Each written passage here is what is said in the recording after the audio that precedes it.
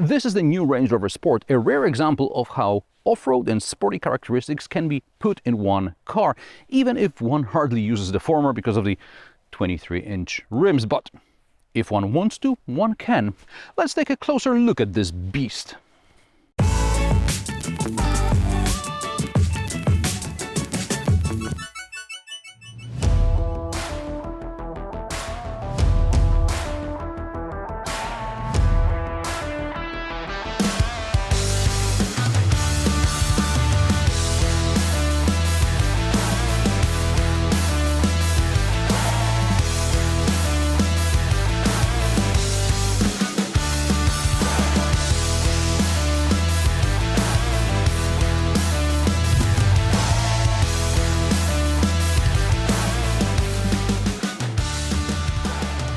The Range Rover Sport debuted in 2005 as a cheaper alternative to the ever-growing Range Rover. By the end of 2020, 1 million units had been sold, while the SUV was still in its second generation. In addition to footballers' wives, powerful powertrains, including a 5-liter V8 with a compressor, certainly contributed to the sales success. The current third generation also seeks to introduce a bit of green credentials ahead of the arrival of the all-electric version in 2024. The engine range, depending on the market, includes diesels, diesels with mild hybrids, petrol engines with mild hybrids, petrol engines with plug-in hybrids, and the 530 horsepower 4.4-liter petrol V8 from BMW that powered the big Range Rover I reviewed a few months ago. The V8 is already or still available in some European markets. The review unit I have here is a P400, which is a petrol straight-six engine with a mild hybrid, which Land Rover explains is like an electric compressor. Power, as the designation suggests, is 400 horsepower, torque at 550 Nm, 0 to 100 km/h time of 5.7 seconds. I checked, and the best I got was 6 seconds with launch control. More about performance and driving experience in a moment, but for now, a few words about the design, which Land Rover calls reductive design. On the one hand, it's about simplicity, and on the other hand, it's about improving aerodynamics. The drag coefficient has been reduced by 15% to 0.29. On top of that, above 105 km/h, the car squats by 16 mm. The Range Rover Sport design is indeed simple, elegant, uncluttered. Here the black pack also deletes the copper accents around the bumper and the fake air outlets on the hood and front fenders. These will probably have some purpose in the most powerful SVR version, which hopefully will come at some point. After all, BMW easily extracts more than 600 horsepower from its V8 engine, and the previous SVR had 575 horsepower, so there is still some reserve.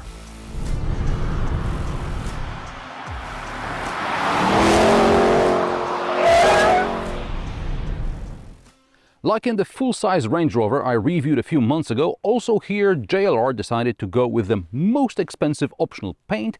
This is the Agar Grey Matte paint, which costs almost €9,000. Now, repairing damage on the bumper and on the front doors will cost a pretty penny. It seems someone decided to test this car off-road anyway.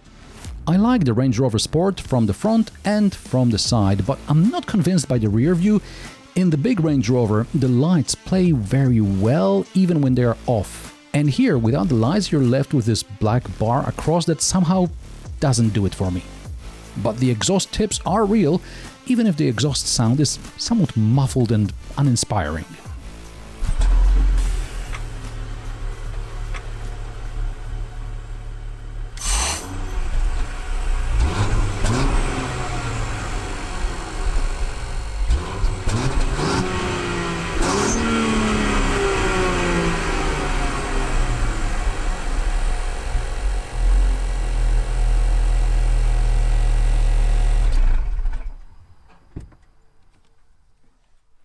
I think I finally figured out the gesture boot opening on Range Rovers. I know that the sensor is somewhere around the corner, so the easiest way to aim is to stand here, 3/4 rear, and aim diagonally at the rear tire. And if you kick it, you'll almost certainly open or close it. Just be careful when wearing nicer shoes. That's why today I'm wearing less nice shoes, and oh, there's water dripping from here. Oh. The boot volume is, depending on the source, between 450 and 650 liters. According to the specification, this has nothing to do with the measurement standard or spare wheel or plug-in hybrid. From my measurements, they're about 550 liters above the floor, which is about the same as in the previous Sport. Here, there's a full-size spare wheel and a pulley to get it out. It was the same in the big range. A 23-inch full-size spare probably weighs about 30 kilograms, so pulling it out without a pulley, even if possible, can end up straining your spine.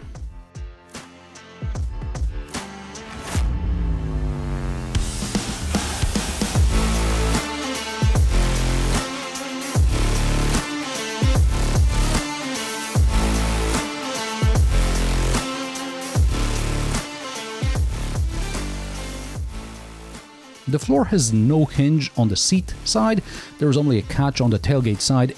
In addition, you can unfold the partition here so that smaller shopping doesn't roll over the trunk. Very clever, and something like this should be in every car with a larger boot. The backrests in the second row can be folded and unfolded automatically from the trunk.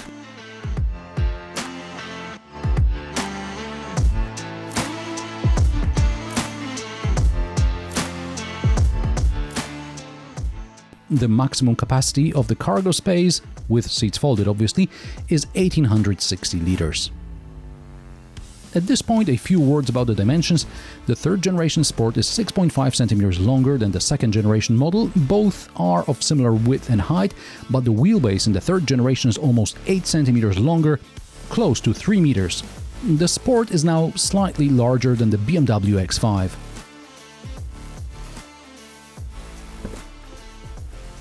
So, the rear seats.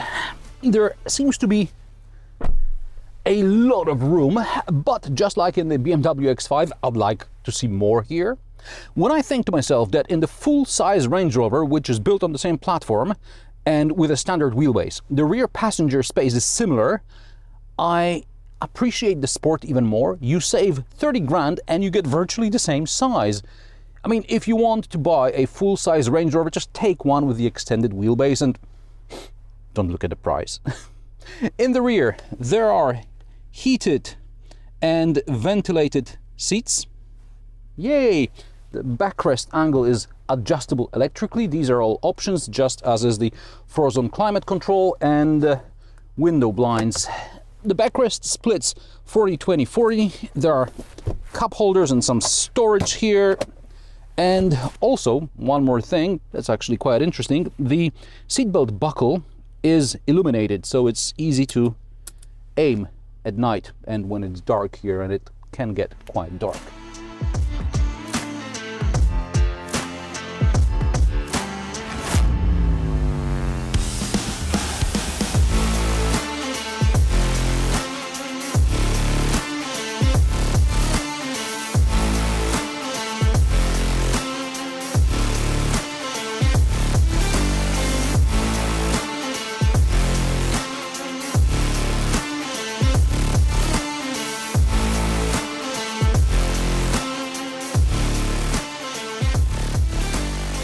Driving position. This car is equipped with optional 22-way adjustable seats, heated and ventilated. Comfort and memory settings are standard though. That's a good thing. Now, shorter people beware. Anna is 160 centimeters tall and she really struggles climbing in. At 175 centimeters tall, I also wouldn't mind if the suspension was like maybe 2 centimeters lower. At least once we're behind the wheel, we can both find comfortable driving position as the range of adjustment is very broad. In front of the driver, there is a 13.7-inch display and a 13.1-inch center display for the PV Pro infotainment system. The display in front of the driver has several data presentation modes and you can choose the data you want to see. There is also a head-up display, optional of course, which shows detailed directions from satellite navigation but OEM1 only. Now, Android Auto doesn't appear on the head-up display. Also, Android Auto is not very stable. I found that several times I had to force a connection, other times I had to reset the phone for the media playback to work. Maybe it's an issue with my phone, maybe it's the PV Pro system. In other cars, I usually don't have such problems. PV Pro supports remote updates. There are 63 modules in the car that can be updated remotely. The system itself is relatively easy to use. I like the 360-degree view and the view through the bonnet, which is useful not only off-road but also when maneuvering around the city. I appreciate that the climate control panel is separate from the screen, and between the AC and the screen is an induction charger place to put your phone. However, if you need to charge your phone via USB, there's one USB port down here and a couple of more under cup holders. There is a separate storage compartment separate from the one under the armrest. This one can be optioned out as a fridge, and yeah, I highly recommend a fridge in a car. In addition, there are two glove boxes, regular lower one and a top one here, and there are also decent door pockets, so plenty of place to put away your stuff.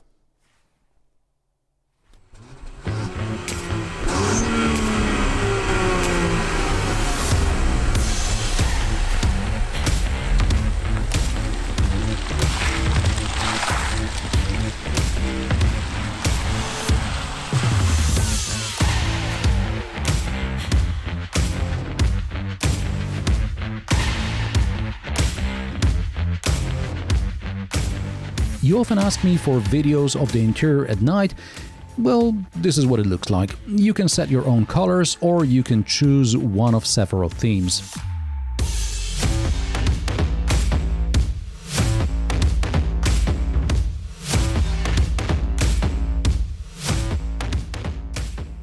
And since I'm driving at night, here are the headlights, in this case the optional dynamic LEDs, which change the way they illuminate the road depending on the type of the road, speed and weather.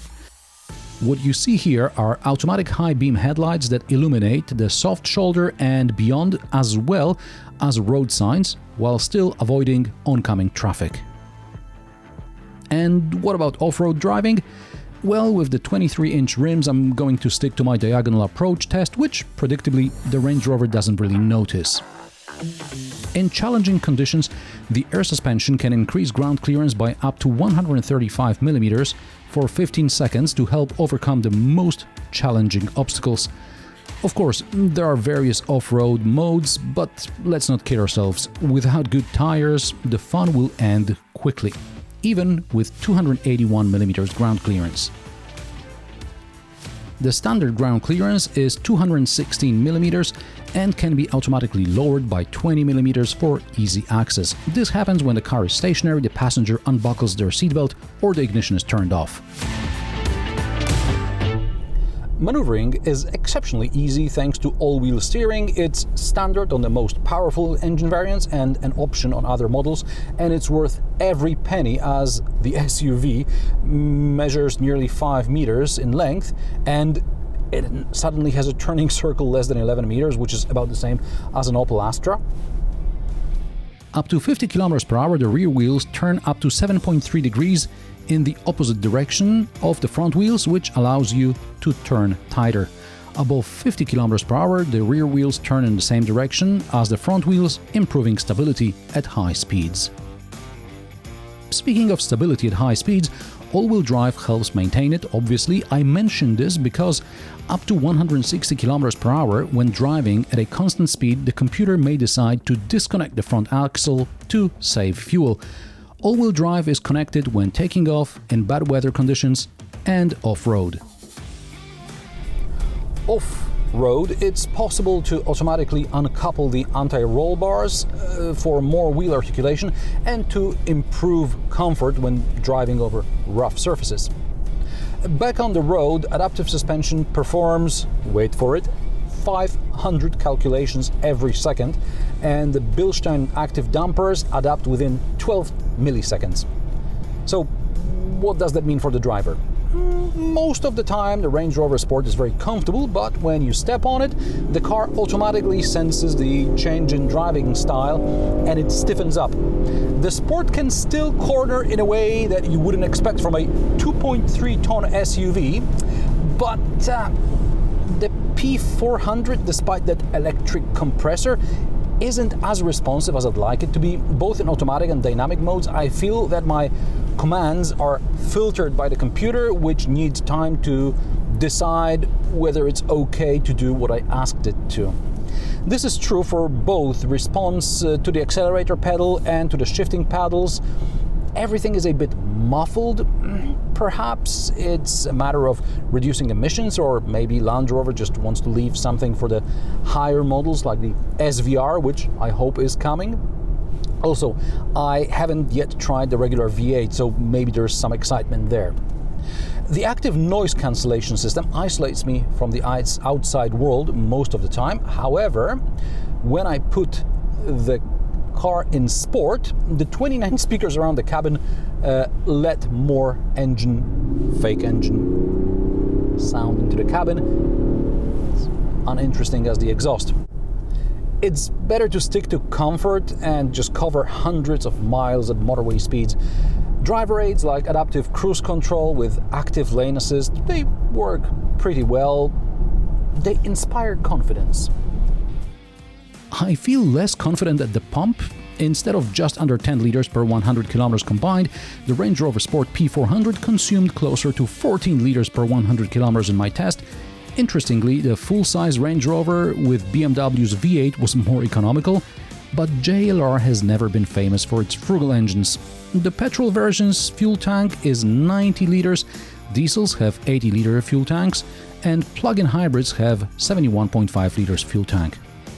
By the way, the Sport can tow up to 3.5 tons, 3 tons for PHEVs. Range Rover Sport prices start at €93,000 for the D250 diesel. This test P400 Dynamic SE starts at about €105,000. With options, it costs about €130,000.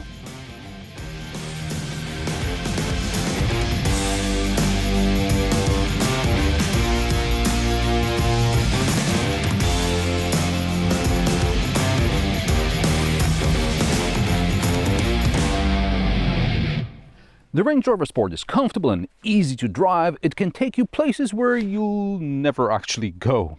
It's a pity that for more driver engagement, you probably need to spend more on performance versions, while, I don't know, maybe BMW offers a bit more driver engagement even in the less powerful models. And how do you like the new Range Rover Sport? Let me know in the comment section below this video. If you like my sarcastic, down-to-earth and possibly mildly amusing car reviews, join me every Friday at 3 p.m. Central European Time, and don't forget to subscribe and like this video as it helps me with the YouTube algorithm. Thanks for watching, and I will see you in the next one.